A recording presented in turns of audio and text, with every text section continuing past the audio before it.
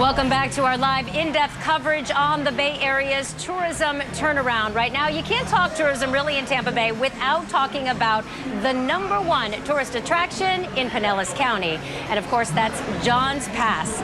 So let's head south now to John's Pass. It's located within walking distance to one of the top 10 beaches in America, and it's got something for everyone.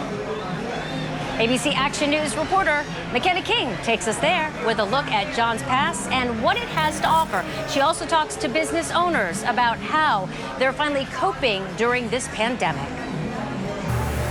It's one of the top tourist destinations in all of Florida for a reason. You can head out on a fishing tour or a dolphin tour, all while visiting the shops and restaurants that line John's Pass Village. COVID-19 shut them down last spring break, but this spring break, businesses are being set up for one of the best years yet.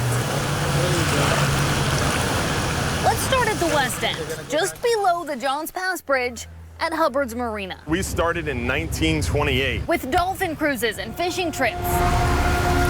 This business is arguably the major attraction in John's Pass. Hold those fish up, man.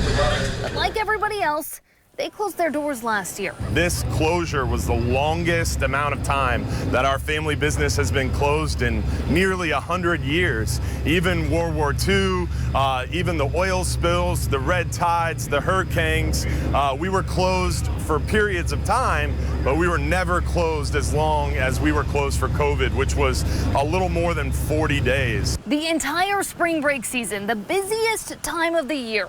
Businesses in John's Pass Village rely on this revenue to keep them going during the slow times. It was a tough reality. It was very stressful at first, but we hung together. They reopened with limited capacity in May. Not sure if anyone was even interested in visiting, but people came. Sir, I'm doing good. How about you? Excellent. Big step up. Welcome aboard. June through December, we broke records every month with passenger counts and number of people coming into town, and we were still limiting the loads on the boats. A majority of the visitors last year were locals, people coming for day trips and staycations, not your typical out-of-state traffic.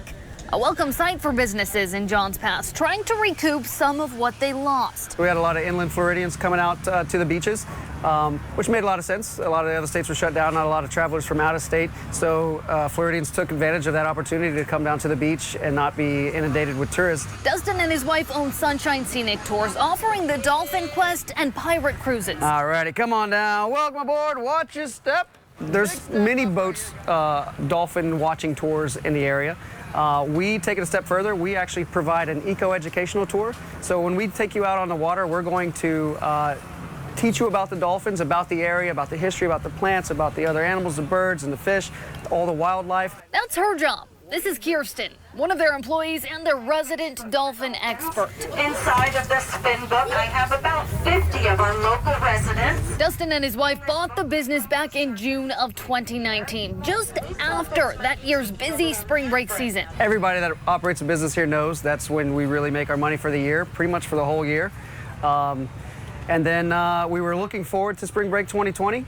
And unfortunately, we were shut down for 6 weeks, so we missed the entire spring break. So this year, as more people flock to Florida, they're more confident than ever that they're going to make it. We're on track to have a record year, without a doubt. Hotels are booked solid, and although the tourist season came a little later than normal, here we are in 2021, and we're having the best spring break that many of these businesses have seen in decades. Things are picking up on the other side of the pass, too.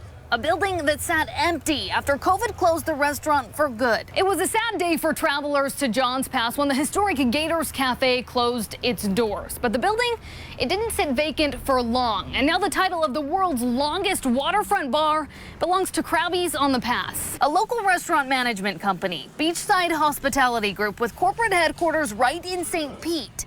They're opening up their 11th location. To say that we didn't have struggles during 2020 would be foolish to say that, but because we've got such an amazing team, we were able to sign off on 3 locations in 2020. An experience unlike anything else, offering one of the best views in Tampa Bay, live music, dockside service, and seafood with a twist. Where we'll be receiving our boat guests. We're going to have a fish cutting station here for anybody that comes in with their catch. We'll cook it for them once they clean it. You can expect to see fresh grouper here. You can also expect to see hogfish. We are super proud that we are one of the only locations in the area to carry what's called barrett-eye crab. Krabby's on the Pass will open its doors for visitors, whether by boat or by car, in a matter of days.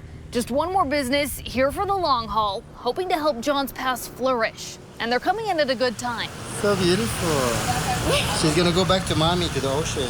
I would say that we are so busy that I don't think that we can actually handle the amount of people. We're booked solid 4 days out. And we have many bookings for all of our cruises a few weeks out, which we have never seen before since we've owned the business. Businesses are on track for one of their best years in history. So as far as the tourism industry in John's Pass, we just wanted to fish. It's very healthy. You still have those people that are a little leery about coming to a busy place, but I think there's plenty of people who don't mind going outside and open air and enjoying it. And even those who are a little worried about it, they wear their mask and they stay further away from people, and they could still come enjoy John's Pass too. it's looking pretty good. It's obvious why people are drawn to John's Pass, and for those of us who live in Florida, we got a little reminder this last year of why it's so great to call everyone else's tourist destination home. Reporting in John's Pass, McKenna King, ABC Action News.